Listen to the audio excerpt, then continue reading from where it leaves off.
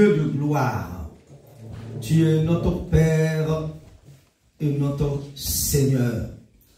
Reçois l'adoration et le règne.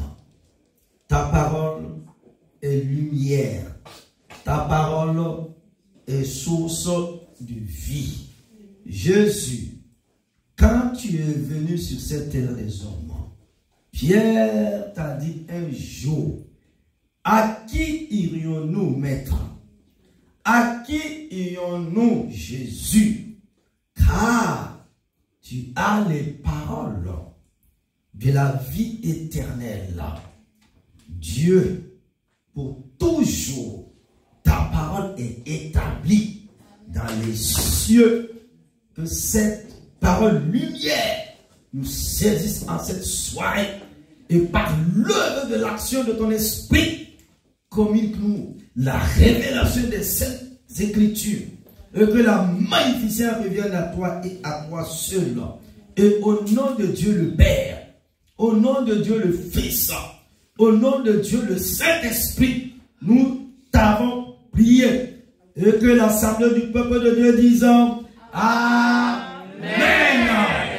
Gloire à Dieu. Amen. Veuillez vous asseoir s'il vous plaît.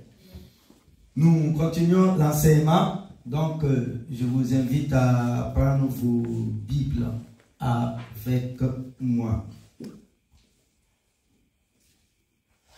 Et voici le titre de l'enseignement de la soirée. Apprendre à être spirituellement vigilant. À travers le livre de Pierre. Waouh! Peuple de Dieu, Église, fils et filles du royaume des cieux, apprendre à être spirituellement vigilant à travers l'épître de l'apôtre Pierre. Et comme texte biblique de référence, nous lisons dans 2 Pierre. 2 Pierre, tout le chapitre. 2 Pierre.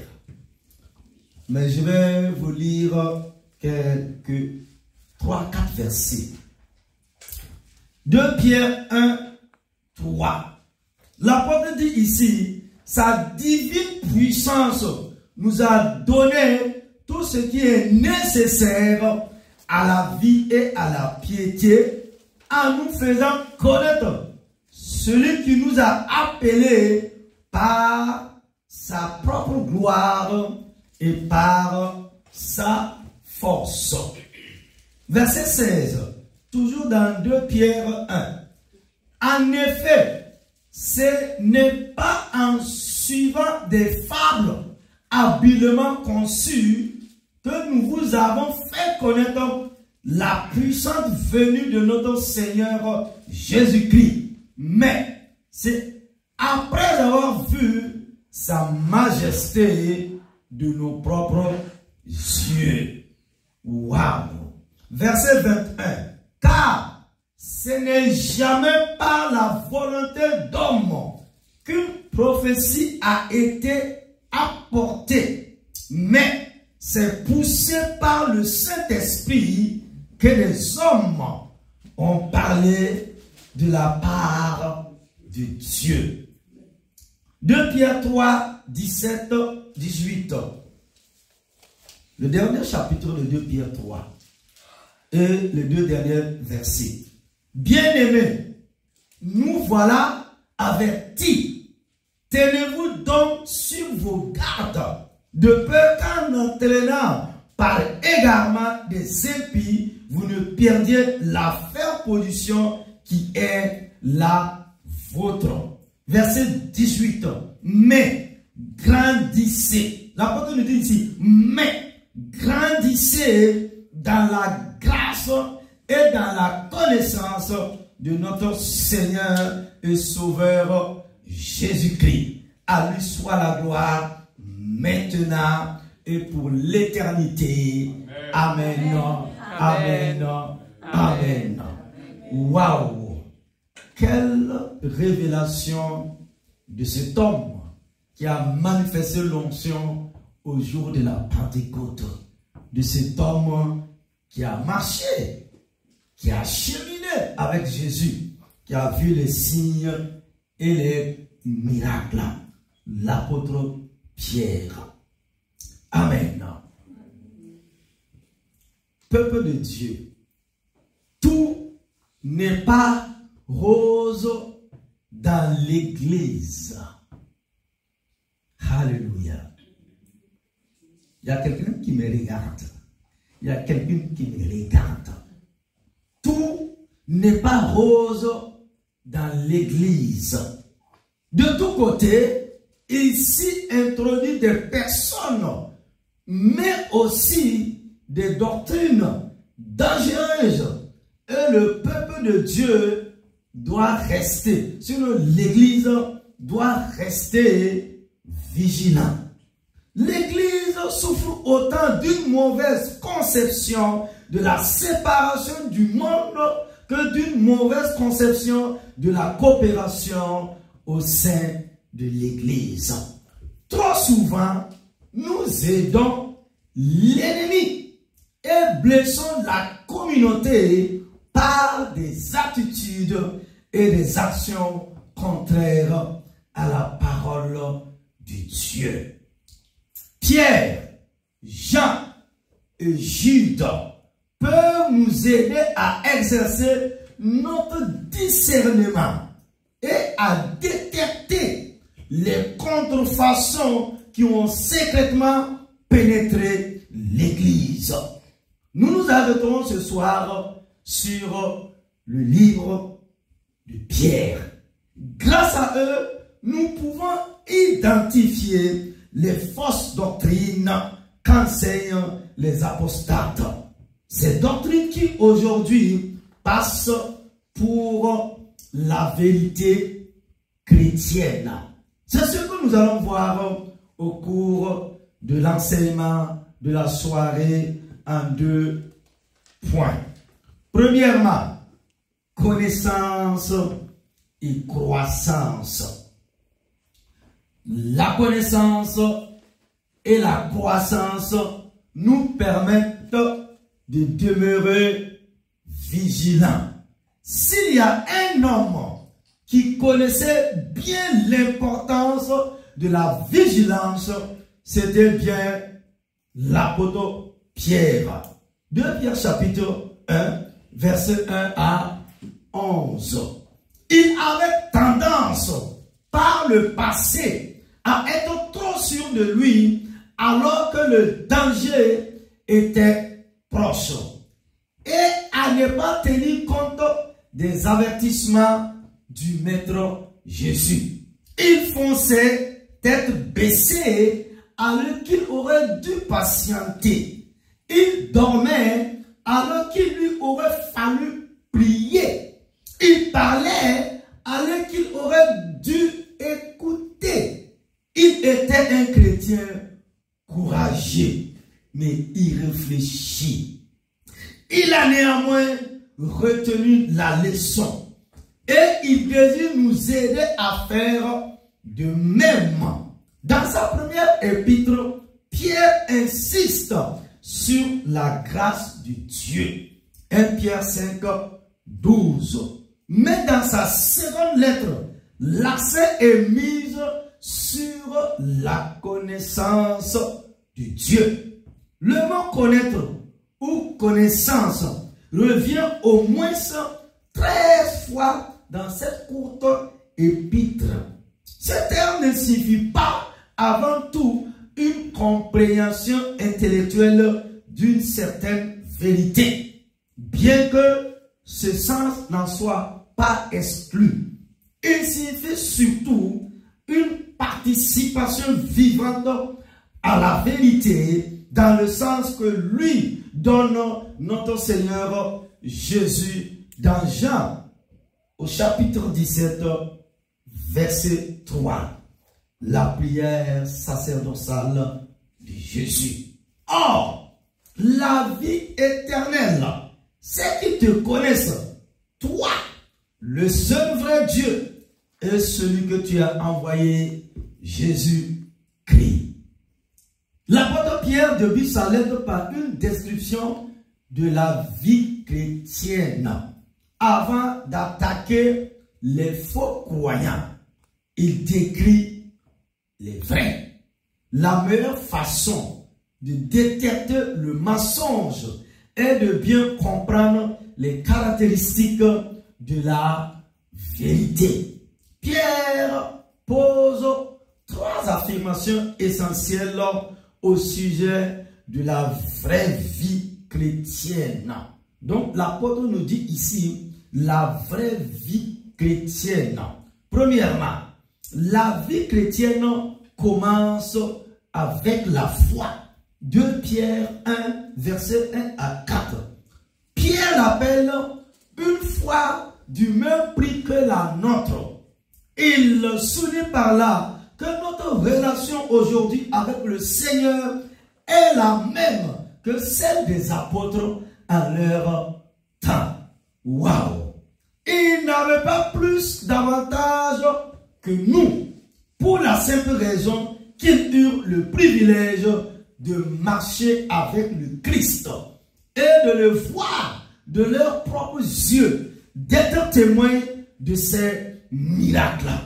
Il n'était pas nécessaire de voir le Seigneur avec nos yeux d'homme pour l'aimer, lui faire confiance et partager sa gloire. 1 Pierre 1, 18. La foi dans une personne. Cette personne est Jésus-Christ, le Fils de Dieu, le Sauveur. Au tout début de sa lettre, Pierre affirme la divinité de Jésus-Christ de Nazareth. Il dit, Dieu et notre Sauveur ne sont pas 2 personnes différentes. Ces termes se rapprochent à une personne unique, Jésus-Christ. Paul utilise une expression semblable dans Tite au chapitre 2, verset 10 et chapitre 3, verset 4. Pierre rappelle à ses lecteurs que Jésus-Christ est le Sauveur en répétant ce titre émérité en 2 Pierre 1, 11. Un sauveur est quelqu'un qui apporte le salut. Et le mot salut était bien connu par les gens de l'époque. Dans leur vocabulaire, il signifiait délivrance d'un mal, plus particulièrement délivrance de l'ennemi. C'est pourquoi je prie pour toi ce soir, mon frère, ma soeur, que Dieu te délivre du mal. Au nom de Jésus, je dis que Dieu te délivre de l'ennemi, afin que tu puisses vivre ta vie chrétienne et manifester l'onction du royaume au nom de Jésus. Amen. Ce mot incluait l'idée de santé et de sécurité. Un médecin était considéré comme un sauveur parce qu'il soulageait le corps. Un général victorieux était un sauveur parce qu'il délivrait le peuple de la défaite. Même un dirigeant officiel sage était un sauveur parce qu'il maintenait l'ordre dans la nation et la préservait de la confusion et de la corruption. Il est nécessaire d'étudier quelque peu comment le titre de sauveur peut s'appliquer à notre Seigneur Jésus-Christ. Il est, en effet, le grand médecin qui guérit le cœur de la maladie du péché. Il est le conquérant victorieux qui a défait nos ennemis, le péché, la mort, Satan et l'enfer. Et il nous conduit au triomphe. 2 Corinthiens 14. Il est Dieu et notre Sauveur. Notre Seigneur est Sauveur. Le Seigneur est Sauveur. Pour être notre Sauveur, il a dû donner sa vie sur la croix et mourir pour les péchés du monde. Notre Seigneur Jésus possède 3 matières premières spirituelles qui ne peuvent être garanties par aucune autre personne. La droiture, la grâce et la paix.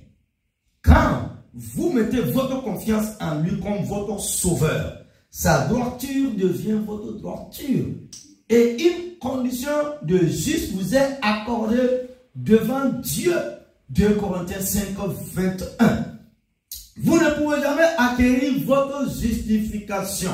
C'est un don de Dieu pour ceux qui croient. Et il nous a sauvés. Non parce que nous aurons fait des œuvres de justice, mais en vertu de sa propre miséricorde. Tite 3, 5. La grâce est la faveur de Dieu accordée à celui qui ne la mérite pas. Dieu, dans sa miséricorde, ne nous inflige pas ce que nous mériterons. Dans sa grâce, il nous donne ce que nous ne méritons pas. Amen. Notre Dieu est le Dieu de toute grâce. 1 Pierre 5 dit, et il nous fait parvenir cette grâce par le moyen de Jésus-Christ. Le résultat de cette expérience est la paix. La paix avec Dieu. Selon Romains chapitre 5 verset 1. Et la paix de Dieu. Philippiens 4, 6. La grâce de Dieu et la paix sont multipliées à notre égard quand nous marchons avec lui et que nous croyons en ses promesses. La foi inclut la puissance de Dieu. La vie chrétienne commence avec la foi salutaire. La foi en Jésus-Christ. Mais quand vous connaissez Jésus-Christ personnellement, vous expérimentez aussi la puissance de Dieu. Et cette puissance produit la vie et la piété. Le pécheur non sauvé est mort. Éphésiens 2, 1 à 3. Et Christ peut l'arracher de la mort. Jean 5, 24. Quand Jésus relève Lazare de la mort, il dit, déliez-le et laissez-le aller. Débarrassez-le de son linceul. Voilà la délivrance. Il a reçu la vie, mais il était encore lié. Il ne pouvait pas manifester la vie chrétienne dans la droiture selon la révélation de la parole de Dieu. Déliez-le et laissez-le aller. Débarrassez-lui de ce linceul-là. Quelle révélation de la puissance de l'Esprit de Dieu. Les résultats de la foi dans la croissance spirituelle. 2 Pierre 1, 5 à 7. Là où il y a vie, il doit y avoir croissance. La nouvelle naissance n'est pas une fin. Elle est un commencement. Amen. Dieu donne à ses enfants tout ce dont ils ont besoin pour mener une vie pure. Mais ces enfants doivent se mettre au travail et s'appliquer à utiliser les moyens de grâce qu'il a fournis. La croissance spirituelle n'est pas automatique. Waouh! Hello! La croissance spirituelle n'est pas automatique. Elle exige la coopération avec Dieu. Sinon, ce cœur à cœur avec le Père éternel, ce cœur à cœur avec le Père de gloire, et la mise en œuvre et la mise en pratique de l'assiduité spirituelle et de la discipline. Waouh! Nous devons coopérer avec Jésus. L'assiduité et la discipline. Alléluia. L'apôtre dit ici, travaillez à votre salut. Car c'est Dieu qui opère en vous le vouloir et le pouvoir. Donc, en tant que chrétien, en tant qu'enfant de Dieu, les gens croient que je suis sauvé, je dors, je mange, je dors, je me réveille, je vais aller au ciel. Je n'ai pas vu ça dans la Bible encore. L'apôtre nous dit ici, le grand apôtre, travaillez à votre salut.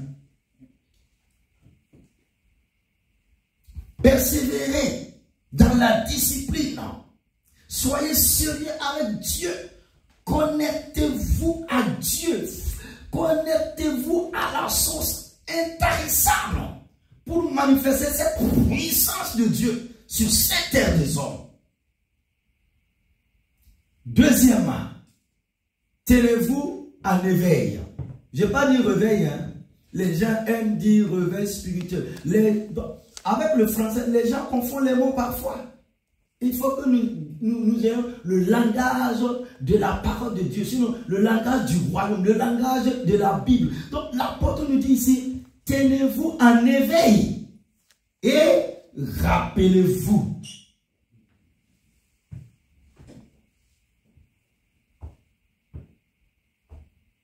Nous devons aussi nous tenir en éveil et nous rappeler de la parole de Dieu. Là, c'est plus large pour vous. Tenez-vous en éveil et rappelez-vous. La meilleure défense contre les faux enseignements est une vie de vérité. Une église remplie de chrétiens en croissance, avec une foi vivante, n'est pas prête à tomber dans le piège de la croyance erronée des apostates. Pierre parle de cette expérience chrétienne dans la première partie de 2 Pierre 1. Et dans la deuxième partie, il parle de la révélation que nous recevons dans la parole du Dieu. Son but est de montrer combien il est important de connaître les Saintes Écritures et de s'y fier complètement. Le chrétien qui sait ce qu'il croit et pourquoi il croit sera rarement la proie de ces faux enseignants et de leur fausse doctrine. Pierre met l'accent sur la sécurité et la pérennité de la parole du Dieu, en montrant les différences qu'il y a entre l'écriture d'une part et les hommes, leur expérience et le monde d'autre part. Waouh! Les hommes meurent, mais la parole vit. Les hommes meurent avec leur expérience, mais la parole vit. 2 Pierre 1, 12 à 15. À travers leur prédication et leur enseignement, les apôtres et les prophètes du Nouveau Testament posent le fondement de l'Église. Cela veut dire quoi? L'Église a posé ses fondations sur l'enseignement et la prédication des apôtres. Ces premiers hommes, ils étaient 12 au départ. Après, un est allé se pendre. Ce qu'ils ont reçu, ils ont été des témoins oculaires de la puissance du royaume. Et les bases ont été fondées. Selon Éphésiens au chapitre 2, verset 20. Nous, les générations suivantes, construisons sur ce fondement. Cependant, ce ne sont pas les hommes qui en sont le fondement, mais le Christ. 1 Corinthiens 3, 11. Il est la pierre angulaire qui tient ensemble tout l'édifice. Pour que l'église dure, elle ne peut pas être construite par des hommes seulement. Je répète, j'ai dit, pour que l'église dure, elle ne peut pas être construite par des hommes seulement. Elle doit l'être par le Fils de Dieu. Notre Seigneur a révélé à Pierre quand et comment il allait mourir. Quand tu étais plus jeune, tu attachais toi-même ton vêtement et tu allais où tu voulais. Mais quand tu seras vieux, tu étendras tes mains et un autre te l'attachera et te mènera où tu ne voudras pas. Jean 21, 18. Hello. Aujourd'hui, tu as la force d'attacher ta ceinture. Ou soit le paille. Mais est-ce que demain, tu auras cette force? Quand une dent va partir, deux dents vont partir, trois dents vont partir. Gloire à Dieu pour la médecine, on peut mettre des dents. C'est ce que la Bible nous fait comprendre ici. À 20 ans, jeune homme, tu comprends? À 20 ans, tu manges vite, vite, vite, vite. Vous n'avez pas vu les jeunes filles là? À 20 ans, quand tu les vois, boum, boum, boum, boum. À 30 ans, elles vont ralentir un peu. À 40 ans, à 50 ans, elles commencent à être mamie là. Maintenant, elle courait derrière les enfants. Maintenant, elle est assise. Et les enfants venaient. Et les enfants n'ont pas le temps.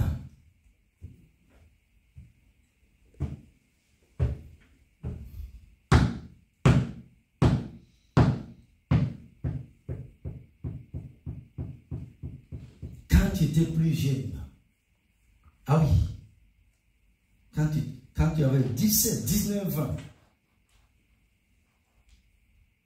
le langage que tu avais quand tu avais 20 ans, quand tu auras 30 ans, quand tu auras 40 ans, quand tu auras 50 ans, ça ne sera pas le même langage. Hello, je fais cette parenthèse-là pour vous parler un peu. Avant de continuer mon enseignement, vous êtes d'accord avec moi?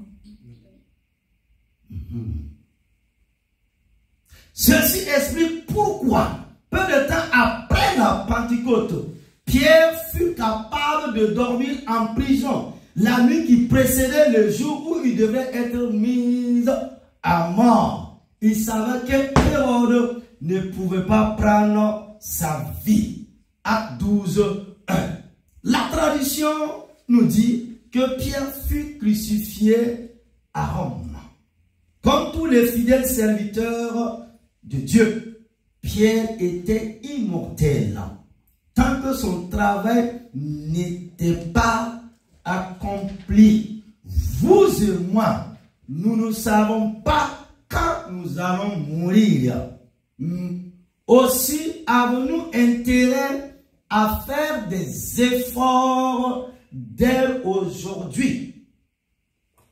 Que voulait encore accomplir Pierre? La réponse est tout dans ces mots répétés au verset 12, 13 et 15. Se rappeler, se tenir en éveil, se souvenir. Pierre voulait imprimer dans l'esprit de ses lecteurs la parole de Dieu, de telle sorte qu'ils ne l'oublient jamais. J'estime juste de vous tenir en éveil par mes rappels. 2 Pierre 1, 13. L'expression « vous tenir en éveil » veut dire être réveillé, être agité.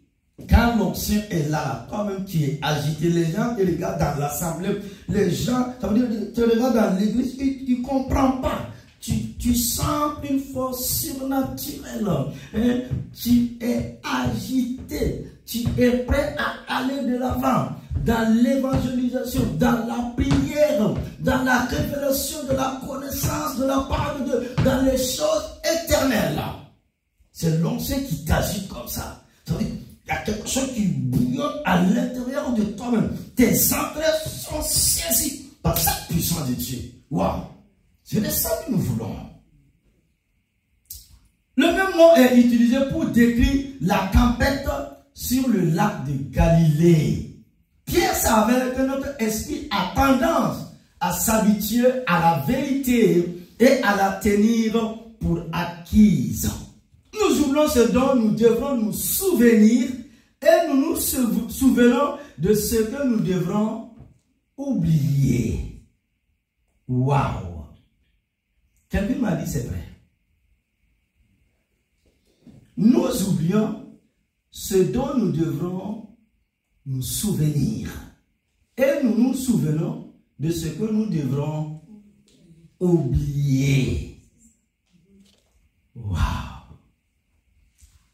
Église, sans la Bible, l'Église pourrait disparaître en une génération. Si nous ne dépendons pas d'une révélation écrite, nous dépendrons d'une tradition purement orale. Et si vous avez déjà joué au téléphone arabe, vous avez compris combien un simple mot peut changer de sens quand il passe d'une personne à une autre. Waouh! Nous ne dépendons pas de tradition d'hommes morts. Nous dépendons de la vérité, de la parole vivante. Alléluia. Les hommes meurent, mais la parole vit pour toujours.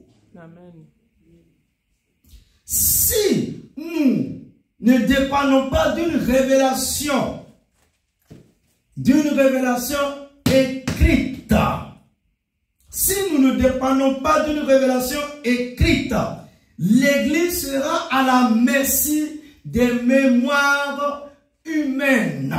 Les gens qui sont fiers d'avoir une bonne mémoire devraient prendre place sur le banc des témoins dans un tribunal.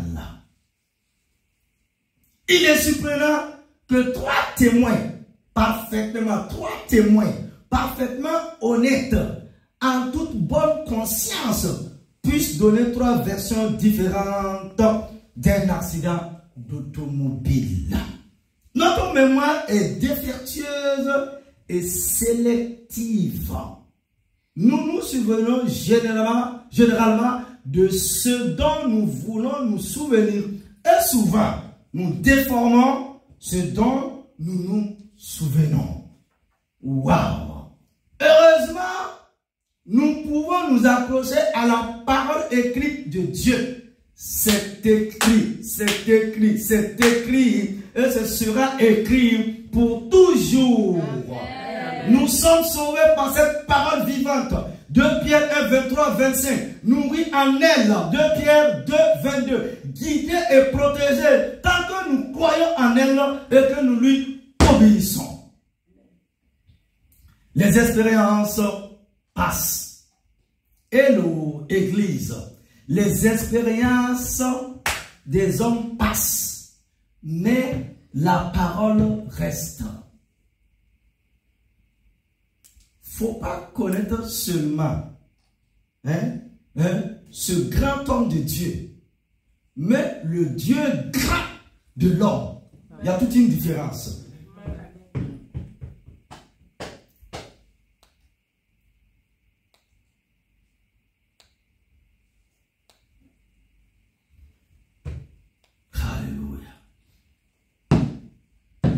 Ce paragraphe porte, les espérances passent, je reviens, les espérances passent, mais la parole reste. 2 Pierre 1, 7 à 18.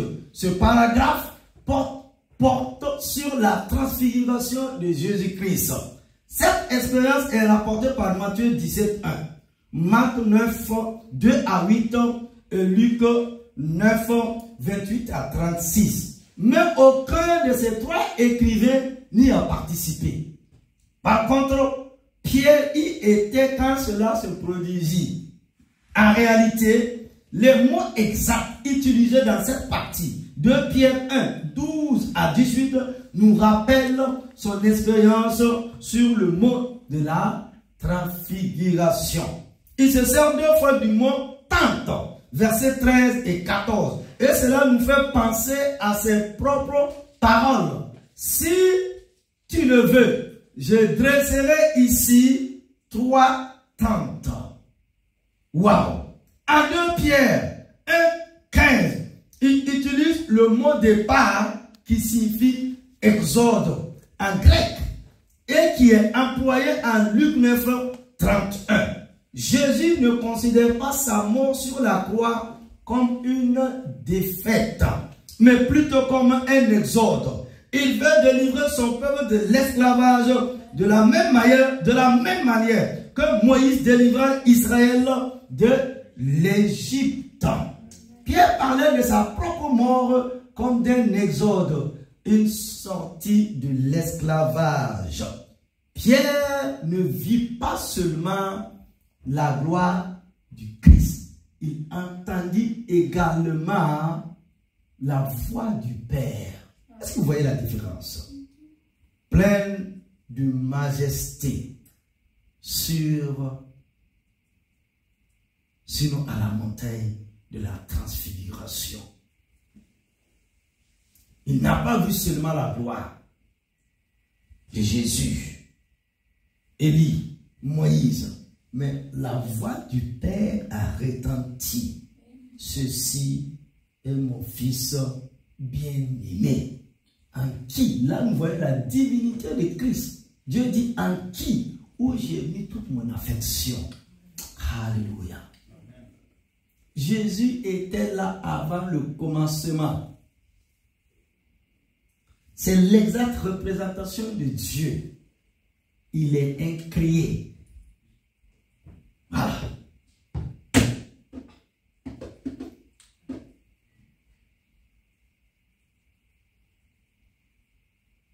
Gloire à Dieu. C'est les anges. Satan était parmi les archanges là qui ont été créés. Voilà la révélation que l'apôtre Pierre veut nous faire comprendre. Les expériences sont subjectives, mais la parole de Dieu est objective. Les expériences peuvent être interprétées de diverses manières par les différents participants, mais la parole de Dieu exprime un message clair et unique. Ce dont nous pouvons nous souvenir de nos expériences peut être involontairement déformé, mais la parole de Dieu reste la même et dure à jamais. Dans 2 Pierre 2, nous voyons que les faux docteurs essaient de détourner les gens de la parole de Dieu et de les mener vers des expériences plus profondes qui sont contraires à la parole du Dieu. Ces faux docteurs utilisent des paroles trompeuses à la place de la parole inspirée de Dieu. 2 Pierre 2, 3. Et ils enseignent des hérésies de perdition. 2 Pierre 2, 1. En d'autres termes, il va de la vie ou de la mort. Si une personne croit à la vérité, elle vivra. Si elle croit au mensonge, elle mourra. C'est bien là la différence entre le salut et la damnation. Alléluia.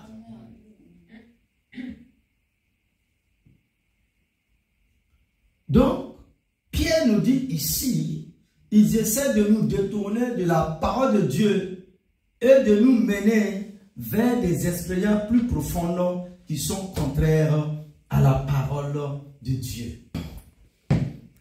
Merci Jésus. Merci Jésus. Je vais conclure l'enseignement. Sous certains aspects, le monde va mieux. Nous rendons grâce à Dieu pour les progrès en médecine, dans les moyens de transport et de communication, qui permettent également de toucher la vue du plus grand nombre avec la parole de Dieu. Mais le cœur est encore méchant. Sinon, le cœur de l'homme est encore méchant. Et tous les progrès de notre pensée n'ont pas fait progresser nos vies.